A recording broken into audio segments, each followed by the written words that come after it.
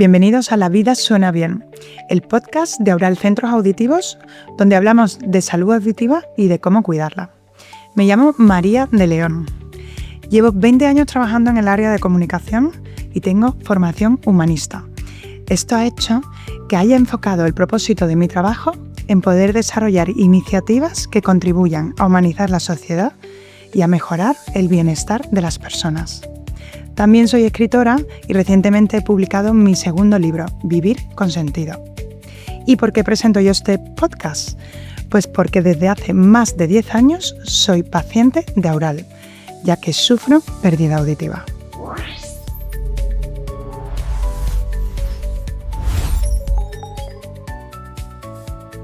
Antes de empezar quería compartir con vosotros algo personal.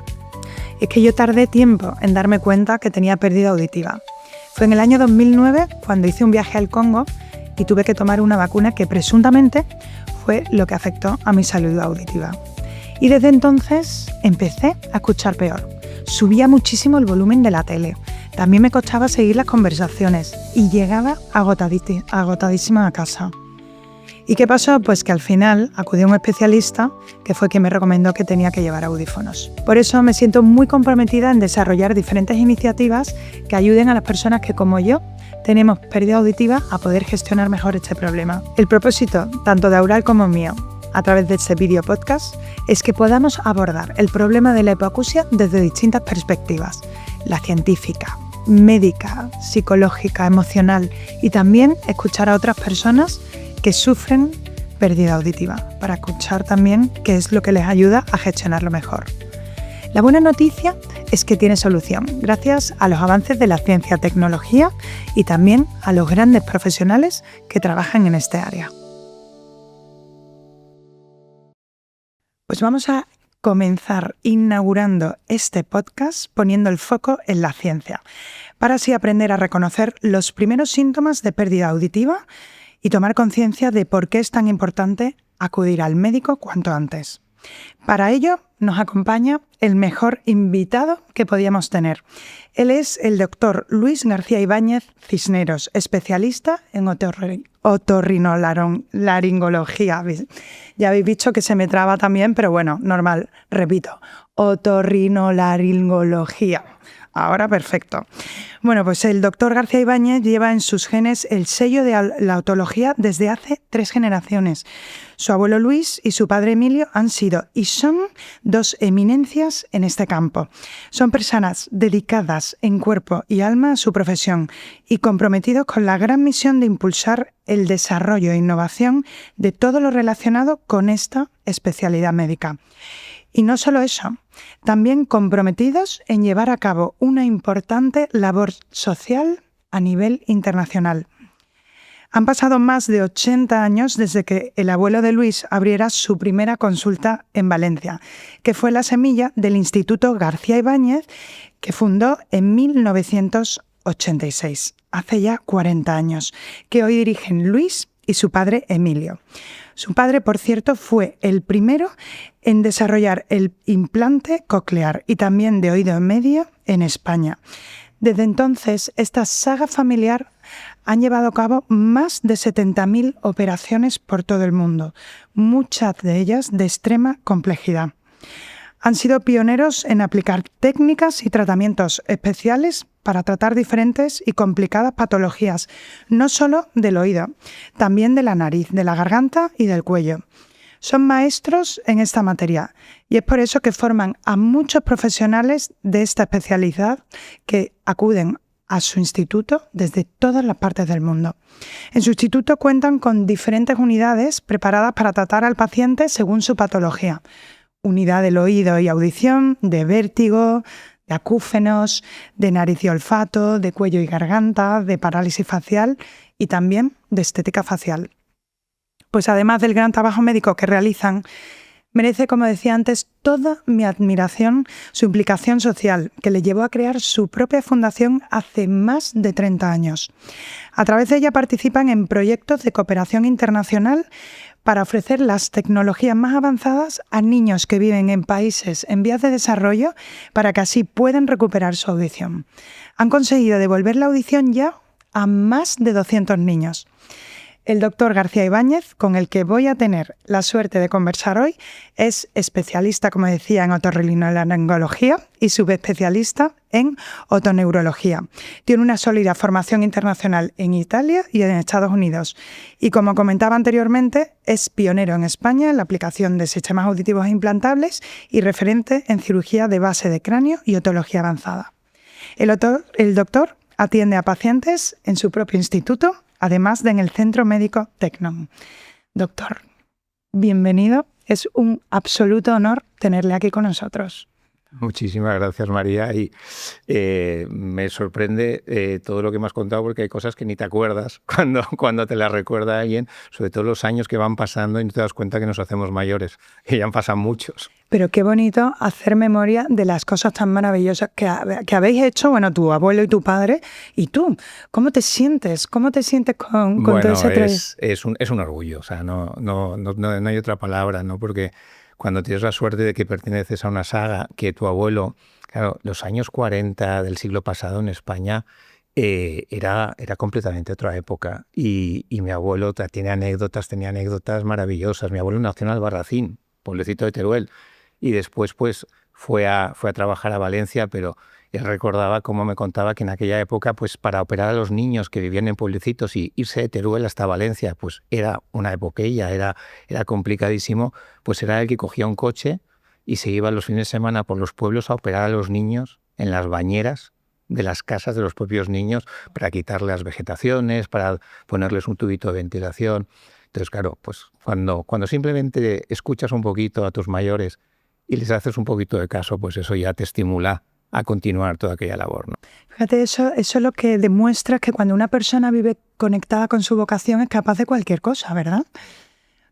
¿Cómo descubriste tú esa vocación? Porque lo llevabas en los genes. ¿Fue algo que realmente en casa ya se cocía o salió de dentro? ¿Cómo? A ver, nosotros somos 3 hermanos y los 3, claro, vivimos la otología, la cirugía, la medicina con mi abuelo y con mi padre. Pero en mi caso, yo creo que lo tenía claro desde muy pequeñito, porque tú eres joven, tú quizá no lo hayas vivido, pero en la época plataformas, cuando solo había la tele y habían 2 canales, Televisión Española, la 1 y la 2, en aquella época no había nada más. Entonces ibas al cine o veías esos 2 canales. Entonces en aquella época había una cosa en casa que se llamaban las películas de Super 8, que eran cintas de vídeo, pequeños proyectores de cine, que proyectabas pues películas sobre una pantalla. Y mi padre no nos ponía películas de dibujos animados, cogía sus cirugías, que él había creado una cámara que acoplaba al microscopio, grababa esas cirugías y entonces las pegaba, iba cortando la cinta de vídeo, la pegaba y nos la ponía para ver cómo quedaban. Y entonces, claro, yo siempre de pequeño, con 8 años, yo no veía dibujos animados en casa, veía las películas de cirugía de mi oído. Y las operaciones que ahí ya te quedarías con muchísimas cosas. Y entonces aquello ya se te queda, y quieras o no, pues o te gusta o lo odias. Claro, claro. ¿Qué te han enseñado tus pacientes en todos los años de tu carrera? Los pacientes te enseñan cada día. O sea, si los pacientes realmente no dejas de aprender cosas con los pacientes. Pero básicamente lo que te enseñan es que el médico muchas veces, y sobre todo cuando pasa el tiempo y en la sociedad en la que estamos, que hoy en día la medicina muchas veces es, pues le pido esta prueba, le pido esta otra, todos son pruebas. El que muchas veces esas pruebas déjalas aparte un momento y escucha al paciente. Cuando llega un paciente de fuera, nos viene a ver, la primera vez que te llega a la consulta, que no conoces, y entonces ya están otros médicos. Nosotros somos un centro que por nuestra experiencia posiblemente seamos un centro de referencia, y llegan pacientes que han estado con otros compañeros, que ya tienen diagnósticos. Entonces yo lo primero que les digo, mire, por favor, olvídese todo lo que le han dicho. Vamos a empezar de cero. Cuénteme con sus palabras desde cuándo le pasa, qué problema tiene y cómo evoluciona ese problema. Entonces eso, primero el paciente se siente reconfortado, dice, este médico no me va a pedir 40 pruebas más, ¿no? Este médico me va a escuchar, que yo lo que quiero es hablar y explicarle lo que me pasa. Entonces esa empatía es lo que hoy en día aprendes, que es el paciente el que necesita de esa empatía por tu parte y necesita que puedas ayudarle, pero no desde el punto de vista puramente científico, pues tómate estas pastillas, sino escuchar realmente el problema que tiene. Pues metámonos de que verdad, todo lo que dicen, ¿no? Porque al final conectas desde esa dimensión humana con el paciente. Por eso metámonos de lleno ahora en la materia que nos ocupa, que es la de aprender a reconocer los síntomas, los signos de pérdida auditiva, para así tomar conciencia y tomar las medidas oportunas para proteger la audición. ¿Cuáles son las señales más comunes de que algo no va bien con nuestra audición? Hay varias. Y luego, aparte, el paciente muchas veces te sorprende cómo llega por primera vez, ¿no? Quizá la más evidente, la que todos somos conscientes, es cuando tenemos empezar dificultad de entender, de oír en ambientes ruidosos.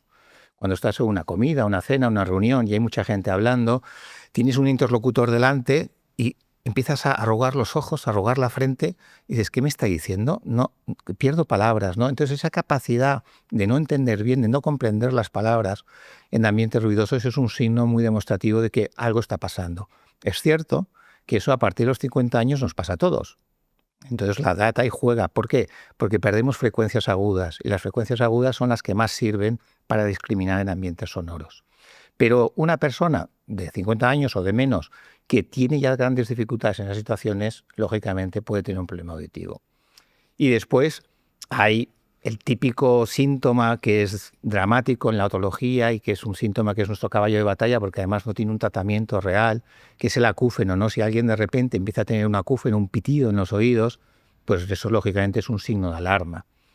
Y luego quizá digamos que al 50% la primera consulta, una persona que viene a la consulta para ver si tiene un problema auditivo, no viene por sus propios medios. Lo trae la familia.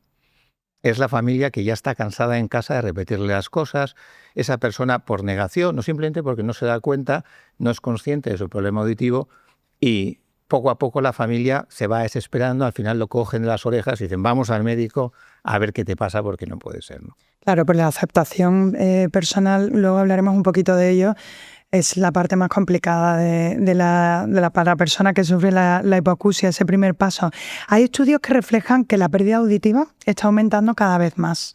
¿Por qué? ¿Cuál es la causa más común de pérdida auditiva? La causa más común de pérdida auditiva hoy en día sigue siendo la presbiacusia. La presbiacusia es la pérdida por la edad. Sería lo que es la presbicia para los ojos, cuando la vista cansada, pues tenemos la presbiacusia. Lo que pasa es que esa primera patología que causa hipoacusia se está cada vez viniendo por detrás, la está persiguiendo muy cerca, pues la pérdida auditiva neurosensorial por el nervio, pero que frecuentemente aumenta por el uso indiscriminado por la exposición al sonido. O sea, vivimos en las ciudades en contaminaciones acústicas completas. Sales a la calle y te vas a cualquier cruce de Barcelona, de Madrid, y los coches te están generando unos decibelios de 80, 90 decibelios, que aquellos son traumas acústicos. Y si eso le sumamos que las tecnologías han traído que hoy en día, cuando vamos al trabajo, cogemos un transporte público, pues todos nos ponemos nuestros auriculares, nos ponemos a escuchar podcasts, nos ponemos a escuchar música o cualquier otra cosa, pues ese uso indiscriminado de los auriculares, pues realmente van aumentando cada vez más y estamos creando una epidemia silenciosa. Y es que esa gente no es consciente de que va a tener un problema auditivo en el futuro y en cambio lo está teniendo. De hecho, hay un ejemplo práctico que todos hemos pasado. O sea, todos alguna vez hemos ido a una fiesta, hemos ido a una discoteca, hemos salido por la noche y nos hemos ido a dormir y cuando nos acostamos de repente tenemos esos pitidos en la oreja. Y dices, uy, ¿qué ha pasado? Y bueno, he bebido, he estado con música y al día siguiente te levantas y estás perfectamente normal. Eso nos ha pasado a todos. Pues ese día ya hemos sufrido un daño auditivo y ese daño auditivo ya es irreversible. Aunque al día siguiente no tengamos pitidos, aunque la audiometría siga saliendo perfecta, esas células auditivas tienen memoria. Ya las hemos dañado y esas células auditivas tardarán más o tardarán menos, pero acabarán provocando un problema auditivo. ¿Y dónde está el límite? ¿Cómo podemos compatibilizar lo que es la vida social con esas medidas que usted está, que estás? En principio, el ejemplo práctico sería, si tú llevas unos auriculares, tienes que ser capaz de escuchar lo que ocurre a tu alrededor. No te tienen que aislar. Si tú escuchas lo que hay a tu alrededor, podemos decir que el volumen, la presión sonora que están generando no es suficientemente alta como para provocar una lesión. Pero ya la OMS hace unos años y de hecho muchas asociaciones auditivas y del lenguaje a nivel mundial la han tomado como referencia, se habla de la regla del 60-60. Siempre deberías utilizar unos auriculares a un 60% del volumen máximo y por un máximo de 60 minutos seguidos. Esa regla del 60-60 sería la que marca la seguridad auditiva, la protección auditiva, y luego descansar entre 5 y 10 minutos y puedes volvértelos a poner y seguir trabajando de esa manera. Otro de los síntomas que demuestra que algo en el oído no va bien es el tema del vértigo. ¿Cómo diferenciar el vértigo benigno de uno que requiere atención urgente? El vértigo es otra de las consultas más habituales en la consulta de un otorrino.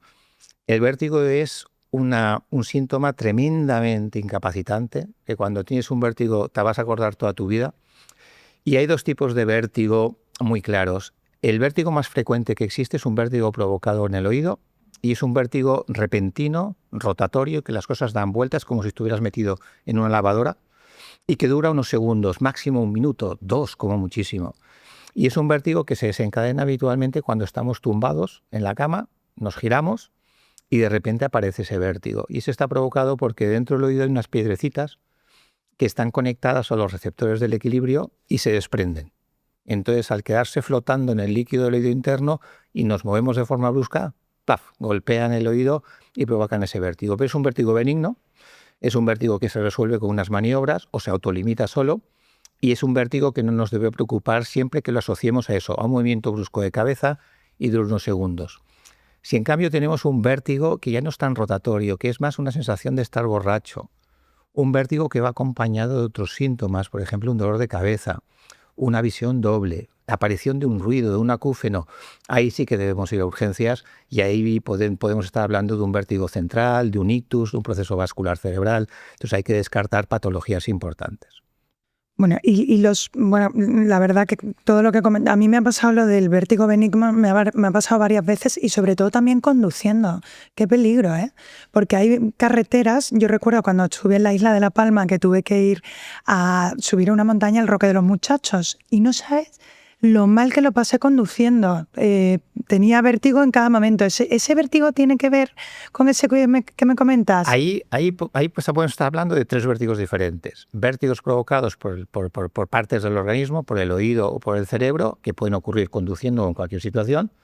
Después hay otro tipo de vértigo que es la cinetosis, que eso es el vértigo que tenemos cuando vamos en un vehículo. Generalmente es la persona que va de copiloto o que va detrás. Y que, por ejemplo, hoy pasa mucho que los niños cogen su móvil, se ponen a mirar el móvil y al cabo de media hora están mareados y ya no pueden. Eso es la cinetosis. Y luego existe el vértigo a las alturas. Entonces, si a ti te pasó subiendo una carretera al Roque de los Muchachos, una carretera estrecha con precipicios al lado, eso es una fobia a la altura que un vértigo en sí. Los acúfenos que nos comentaba antes, ¿qué es lo que lo provocan? Los acúfenos. ¿Y cómo se tratan? Los acúfenos, gran problema. Los acúfenos, primero de todo, es un síntoma. Entonces, no es una enfermedad. El acúfeno puede estar provocado por un montón de causas. Puede estar provocado por un trauma acústico, por un uso inadecuado de audífonos auriculares.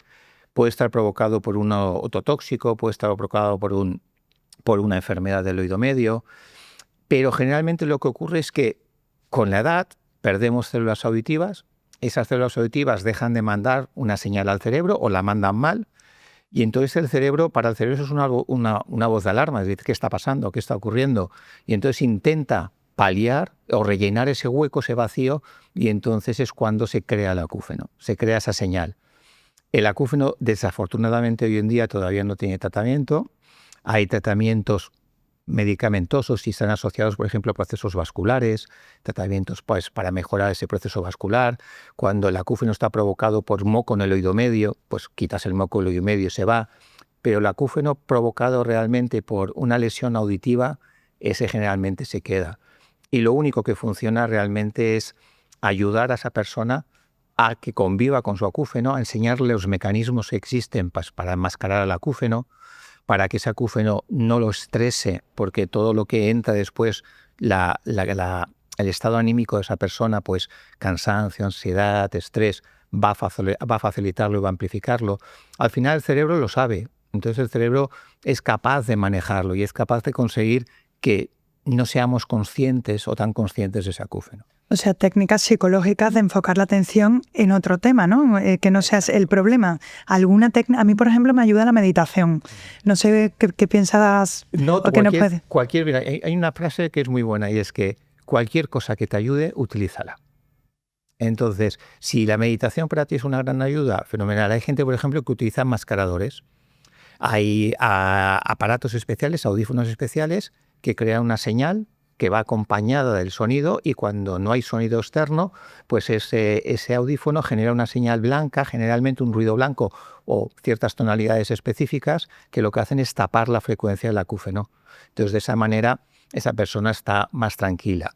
Pasa sobre todo en silencio. El gran problema del acúfeno es cuando tú ya has pasado todo tu día de trabajo, llegas al silencio de meterte en la cama, de irte a dormir y el acúfeno, patapum, ¡pi!, está ahí metido. Pues ahí muchas veces pues simplemente irte a dormir escuchando música de fondo, escuchando un podcast, escuchando una radio. Eso te ayuda muchas veces primero a concentrarte en otra cosa y que ese ruido de fondo te enmascare el acúfeno. Y los que tenemos hipoacusia tenemos que tener cuidado también con los medicamentos. Hay muchos medicamentos que son ototóxicos o productos. ¿Qué nos puedes recomendar? ¿Qué es lo que no debemos nunca tomar? En cuanto a precaución auditiva con respecto a la medicación, si vamos a las listas médicas, nadie estaría tomando medicinas. O sea, prácticamente asustan. Pero hay que entender que, primero, o tienes una predisposición genética o tienes una predisposición celular a que esos fármacos te provoquen daño. Segundo, que tienes que tomar habitualmente dosis muy altas de esos fármacos. Y tercero, tratamientos de muy larga evolución. Entonces, esa lista enorme de fármacos al final queda reducida a muy poquitos. Hoy en día, ¿cuáles sabemos que son realmente dañinos? Pues una familia de antibióticos que son los aminoglicósidos. Son antibióticos maravillosos porque matan casi todo, casi todas las bacterias las matan, pero son antibióticos que tienen mucha ototoxicidad, o sea que son altamente ototóxicos. Y de hecho hay enfermedades genéticas que si a una persona con esa enfermedad genética que oye bien o casi bien le das ese medicamento, prácticamente le aseguras que se va a quedar sordo. Entonces hay que tener mucho cuidado con esos ototóxicos. Luego a nivel práctico es el ácido acetilsalicílico, la aspirina, porque también en tratamientos muy largos o dosis muy altas tiene una alta toxicidad. Y luego, por último, es la quinina. La quinina está en la tónica, en las aguas tónicas, no en los refrescos azucarados, sino en la tónica. De hecho, la tónica la inventaron los ingleses en la época de su guerra en la India para que sus militares no se contagiaran de malaria, ya que es un tratamiento para la malaria, y entonces les daban a todos los militares tónica para que la bebiesen y de esa manera darles la quinina. Y ahí se vio, lógicamente, pues que provocaba sordera. Después se vio también muchísimo en todas las misiones de la Iglesia Católica, cuando tenía misiones en África o en Asia, que la mitad de sus misioneros perdían la audición. Y hoy en día, desafortunadamente, también la vemos en adultos que van a países donde hay que tomar antimaláricos, se toman el antimalárico y ese antimalárico pues, puede provocarles un problema auditivo. Lo que presuntamente me pasó a mí. No lo sé, luego ya hablaremos en privado de esto porque yo tenía esa idea y usted me ha dicho antes, bueno, tú, perdón, porque yo me sale natural. Hay datos, doctor, que demuestran que la pérdida auditiva no tratada puede aumentar el riesgo de aislamiento y depresión. ¿Qué piensas de eso? Hoy en día la bibliografía científica es contundente. El cerebro, voy a empezar con un ejemplo, más que con cosas científicas, con un ejemplo muy práctico. Tú posiblemente viviste antes la época premóvil, que teníamos todos el teléfono en casa, que era un dial y luego eran teclas, ¿no? Entonces, en aquella época, si yo te pregunto cuántos números de teléfono de familiares o amigos tuyos te sabías de memoria, ¿cuántos te sabías? Me sabía muchísimos, claro. ¿Y ahora cuántos te sabes? Mucho menos, claro. ¿Por qué? Porque ahora los tienes metidos en un sistema, en un pequeño ordenador, que es tu teléfono móvil, que escribes el nombre y te sale el número. Y ese número no te lo aprendes. Pues ¿por qué? Porque no lo usas.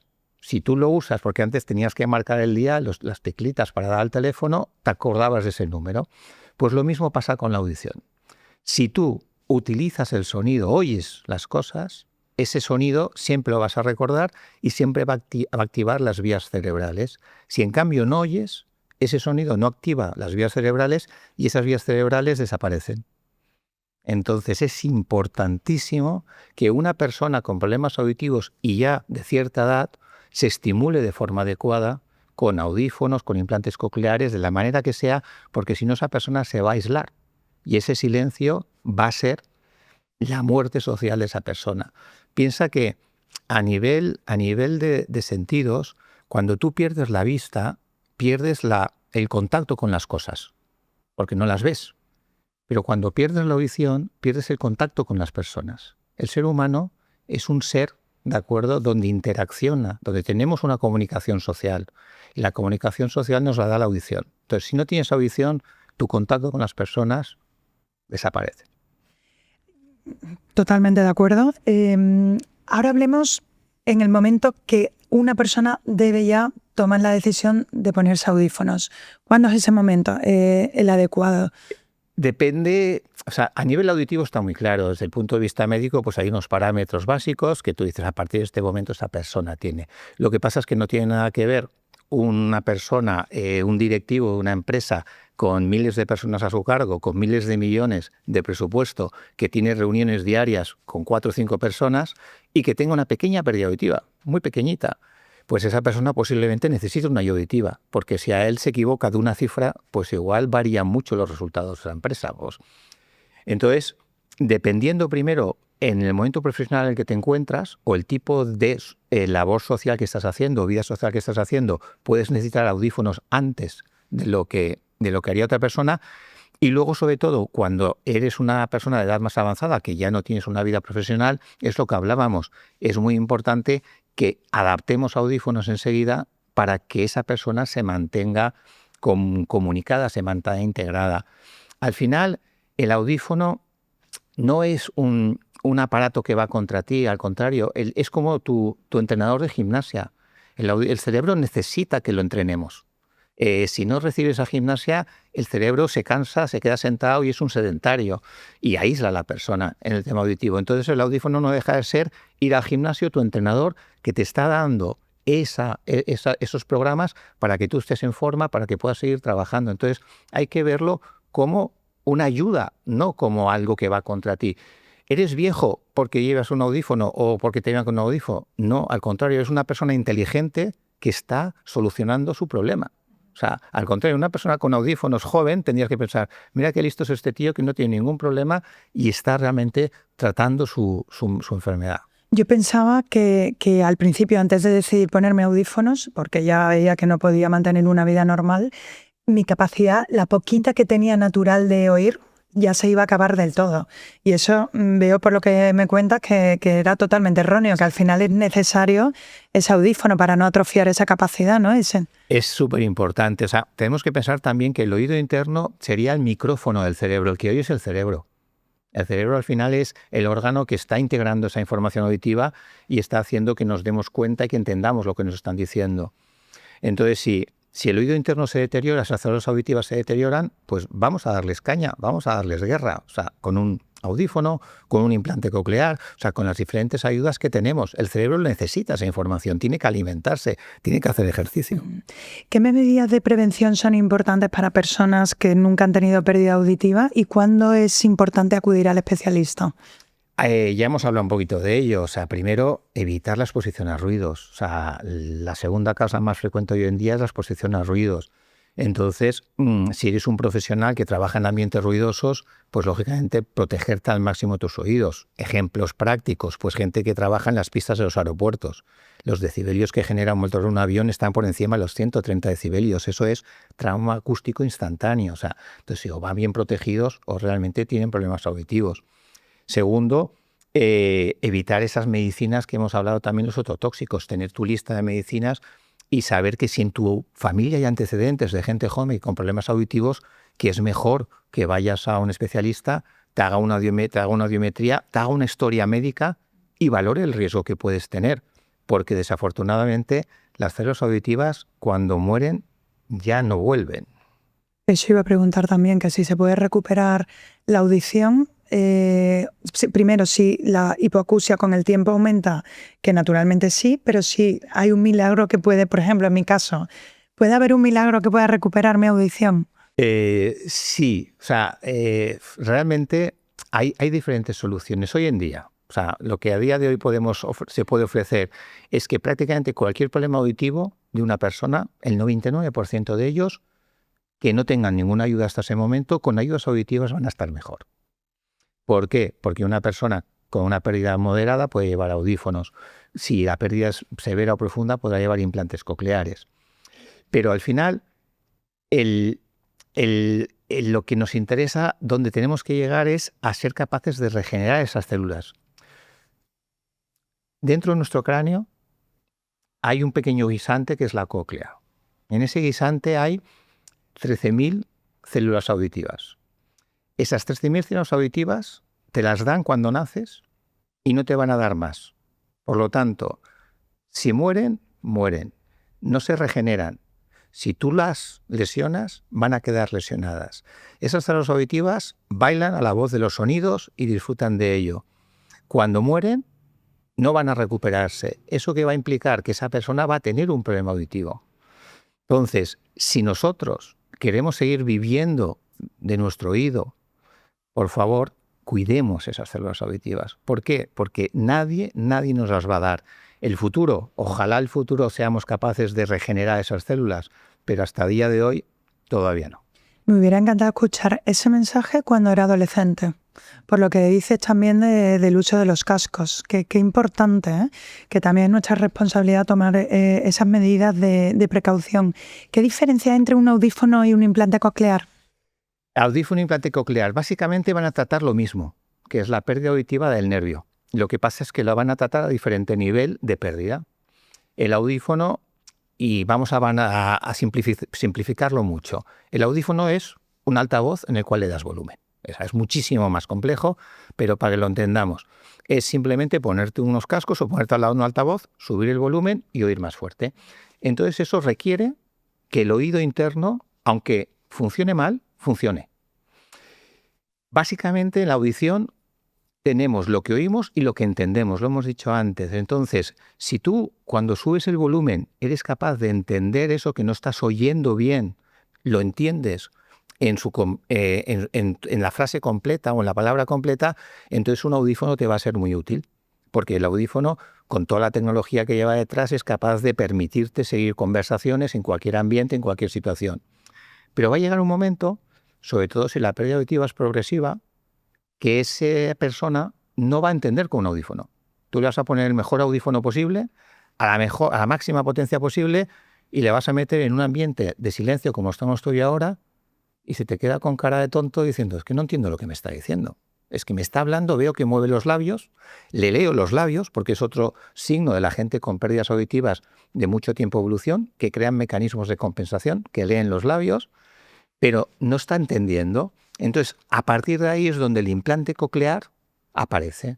El implante coclear permite, para que lo entendamos simplemente, colocamos un chip dentro de la cóclea, colgamos un electrodo, es posiblemente el hito más importante tecnológico en la medicina moderna de este siglo, pero con diferencia. O sea, no hay nada en la medicina actualmente que se acerque a un implante coclear. Hemos conseguido integrar la electrónica pura y dura para convertir a una persona en un cyborg. O sea, el primer cyborg de la humanidad ha sido la primera persona que llevó un implante coclear. Porque eso ha permitido, cuando hablo de cyborg, sabéis que hablo de cuando unimos máquinas y humanos. Todos tenemos en la cabeza, por ejemplo, la película Terminator, la película de Blade Runner, Robocop, que son cyborgs. Y quizá el más famoso que tenemos todos es en Star Wars, en la Guerra de las Galaxias, Darth Vader. Darth Vader es un cyborg. Pues eso que es ciencia ficción, que lo llevamos viendo en películas hace 50 años y es ciencia ficción, el implante coclear lo ha convertido en una realidad, hace más de 30 años. Y entonces es capaz de una persona o un niño que nace sordo y que no tendría ninguna otra solución en restituir una función auditiva, poder desarrollar un lenguaje, poder comunicarse y poder llevar una vida absolutamente normal. Entonces, ese gran milagro de la otología y de la medicina actual. Y habiendo conseguido ese gran milagro, ¿en qué se está poniendo el foco ahora? ¿En el desarrollo e investigación? En terapias regenerativas, es lo que también comentamos. Por ejemplo, en tu caso tú decías, mis células, ¿qué podemos hacer con ellas? Pues ser capaces de darte un tratamiento para que regeneremos tus células.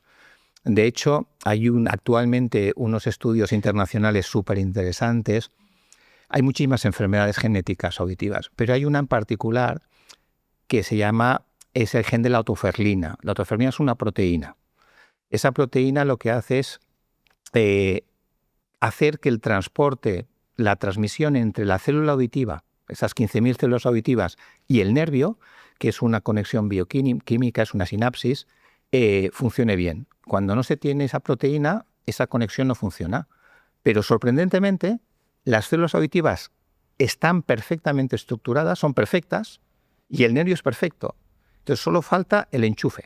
¿De acuerdo? Entonces, dada la, entre comillas, simpleza del problema, porque es algo que tienes las dos cosas que funcionan, pero solo hay que encajarlas, se ha conseguido y es maravilloso. O sea, es el primer paso realmente para la regeneración, y es que hoy en día, si tú coges a un niño con esa enfermedad confirmada, se han modificado virus, se les ha metido un vector donde se genera esa proteína funcional, se les mete con una operación dentro del oído interno, y ese tratamiento con un vector viral consigue regenerar esa conexión.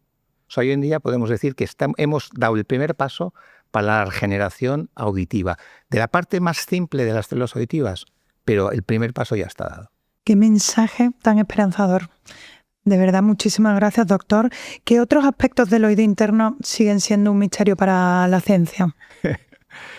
Muchísimos, pero volviendo a esas células, a las células auditivas, el 99% de las pérdidas del nervio son que esas células que tienen pelitos, y en los pelitos al moverse transforman la energía mecánica en energía eléctrica. O sea, el movimiento de un líquido que llega al oído interno, energía eléctrica. Entonces, el entender todavía por qué hay animales invertebrados sobre todo, que tienen la capacidad de regenerar esas células, y en cambio los mamíferos superiores no somos capaces, ninguno de ellos. Entonces, en cuanto ese pequeño paso que hemos dado con la otoferlina podamos empezar a pasarlo a cómo regenerar esos pelitos, o cómo esos animales inferiores son capaces de regenerarlos, pues ahí se nos abrirá un mundo, y sobre todo pues esa es la regeneración celular, que plantaremos semillas y crecerán células auditivas. Ojalá. ¿La inteligencia artificial también está sirviendo en esos desarrollos y avances? La inteligencia artificial crea modelos, sobre todo actualmente, crea modelos y ayuda muchísimo. Yo creo que el gran salto en inteligencia artificial lo vamos a ver en los próximos 72 meses, o sea, entre 1 y 3 años, lo vamos a ver aplicado a los procesadores del sonido de los audífonos y los implantes cocleares. ¿Cuál es el gran problema de una persona usuaria de audífonos o de implantes cocleares? O sea, si tú le dices a cualquier persona, les preguntas, ¿qué tal va tu audífono? ¿Cómo funciona tu audífono? Te dirán, muy bien, me permite escuchar, vivir, trabajar, pero, porque hay un pero siempre, cuando estoy en una reunión, baja mi comprensión. Cuando hay ruido de fondo, tengo mayor dificultad, porque se me mete todo. Y aunque los audífonos hoy en día son capaces de determinar dónde oímos, adaptarse, cambiar la programación dependiendo del sonido de fuera que tengamos, todavía están limitados. Y entonces la IA va a entrar ahí. La IA va a entrar en ser capaces de crear redes neuronales profundas, entrenamiento de esos chips, para que en cuanto ellos detecten ciertas situaciones cambie completamente la configuración y permita la entrada solo de la palabra o del interlocutor que tienes. Y eso está a puntito de ver. De hecho, hay compañías que están trabajando y están presentando ya estudios con resultados espectaculares. Qué gusto saberlo. Doctor, no puedo cerrar esta conversación sin hablar un poco sobre la gran labor filantrópica que hacéis en vuestra familia con la fundación que creasteis hace 30 años, que estáis operando a niños con pérdida auditiva por todo el mundo, que ya habéis operado a 200 y además le habéis dado su implante coclear, que es algo complejísimo también para conseguir los recursos. Cuéntanos un poquito cómo funciona, además me consta que te va vas a Honduras dentro de nada. Si no, Sí, mañana. Mañana.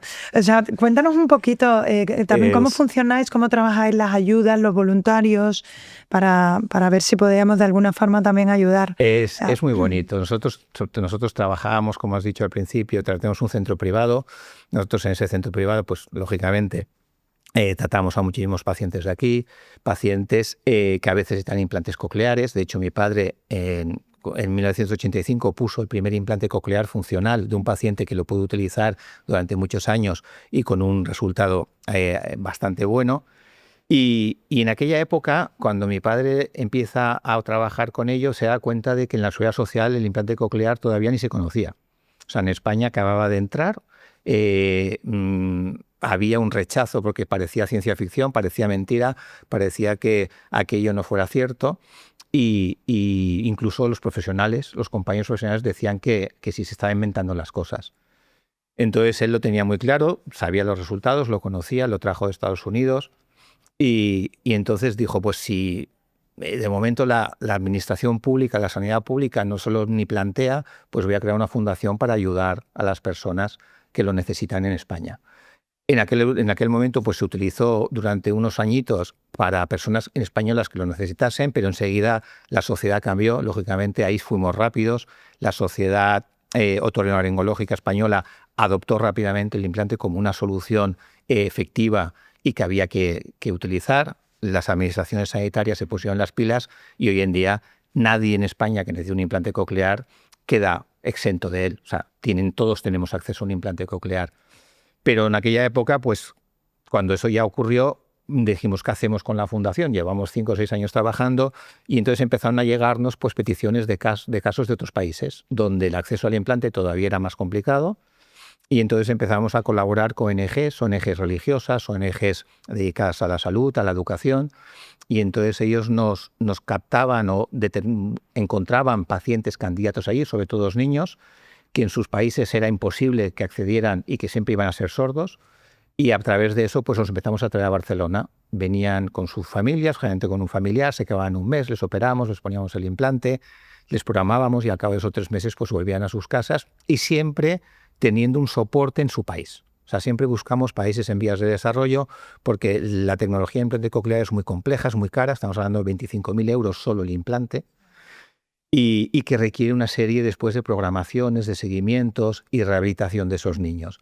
Hemos recibido pues, peticiones de implante coclear a través de la fundación de niños de pueblecitos del Congo.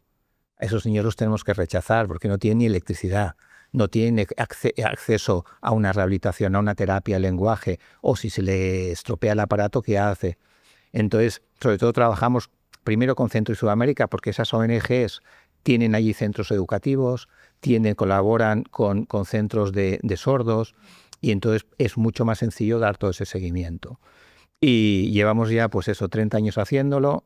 Con la fundación hemos operado ya más de 200 niños que se han beneficiado y sobre todo pues ahora yo cuando vaya mañana, llegue el miércoles, seguro que me habrán montado una reunión porque siempre lo hacen. Nosotros vamos ahí una vez al año, cada 2 años, después sí, otras veces vienen.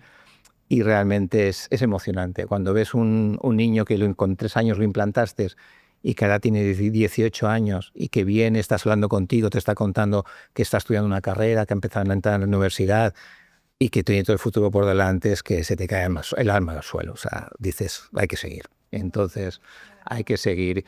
Y luego, como es una fundación privada, me lo preguntabas, ¿cómo nos financiamos o cómo lo financiamos? Con las ayudas de la gente. El altruismo de la gente, o sea, gente que se inscribe y dice, oye, yo cada mes voy a pagar 100 euros o 5 euros. Es la base de toda nuestra recaudación, viene por ahí, porque no dependemos ni de administraciones públicas, ni ayudas de ningún tipo de administración, ni ayuntamiento, ni Generalitat, ni gobierno. Y simplemente pues con el trabajo que nosotros intentamos transmitir y explicar a la gente, y cuando ven a esos niños, pues la gente se anima y pasito a pasito. Qué maravilla, doctor. Ojalá que las personas que nos escuchen también quieran contribuir a esa bonita causa. Y ya para cerrar, quería compartir contigo que hace unas semanas estuve en Apascide, que es una asociación que tiene la única residencia de sordociegos en España. Fue emocionante estar con estos chicos que además no saben la manera en que desarrollan el tacto, por ejemplo, ¿no? Cómo te tocan. Me pareció emocionante. ¿Crees que estamos ya cerca de poder curar la sordera total?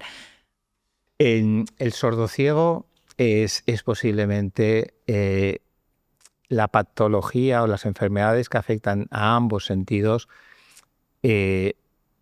más dramáticas a nivel social. Porque como tú decías, la única forma que tienen de comunicarse es por tacto. Y encima es un lenguaje de signos por tacto, porque ellos colocan la mano sobre tu mano y ellos van signando con las manos, y el contacto con la otra mano es lo que les permite comunicarse. Gracias a Dios, el implante coclear ha resuelto la parte auditiva. Entonces, cuando tú tienes un niño que tienes, por ejemplo, un síndrome de Usler, que es una de las causas de la retinosis pigmentaria, que afecta tanto la vista como el oído, y tienes un diagnóstico precoz, le pones un implante coclear y sabes que eso lo vas a resolver. El problema es cuando esa persona ya ahora mismo ya es un adulto, porque el implante coclear, cuando la vía auditiva se ha desarrollado, cuando no se ha estimulado bien esa vía auditiva, el implante coclear tiene una función muy rudimentaria. O sea, no aporta una comprensión, aporta sonidos, aporta discriminar ciertas palabras, pero muy poquitas. Una persona con implante coclear hoy en día, bien rehabilitado, pues va a tener una comprensión mínimo de un 70% de palabras. Un adulto que se implanta y que nunca ha oído, pues no va a superar el 10-15% de palabras. Entonces, es una ayuda, pero realmente yo creo que es algo que a medida que pasen los años y esos niños se implanten prematuramente, pues conseguiremos al menos la parte auditiva salvarla, y a ver cuando llegan los implantes de retina, que ahí les queda un poquito, pobrecitos todavía los oftalmólogos, pero en cuanto llegue, pues podremos. Pues para cerrar esta conversación, doctor, si quiere dar un mensaje de aliento a esas personas que ya están sintiendo que tienen esa pérdida auditiva, ¿qué les dirías? Pues en principio simplemente eso, y es que lo que hemos ido comentando, que la audición es un sentido importantísimo, que te ata a las personas, que si no lo tienes te vas a aislar, y que ante cualquier problema auditivo visitar a un especialista y buscar las alternativas terapéuticas, porque siempre va a haber, quizás no la que nos gusten, porque hay gente que le dices que se lleve un buen audífono y te dice que no quiere, pero que existen y que además podemos ayudarlas a que sigan integrándose en esa vida social que es la comunicación humana. Muchísimas gracias, doctor. Ha sido un auténtico honor contar contigo. Bueno, pues hoy hemos aprendido a reconocer los primeros signos de pérdida auditiva y darnos cuenta de que acudir al médico a tiempo puede cambiar la vida de las personas que sufrimos pérdida auditiva. Así que si notas que subes el volumen, que te cuesta seguir conversaciones, no lo ignores. Consulta a un especialista. Gracias, doctor, por acompañarnos hoy y enhorabuena por la gran labor que hacéis en vuestro instituto. A vosotros, gracias por escucharnos y ya sabéis, no dejéis de cuidar vuestra salud auditiva. Hasta pronto.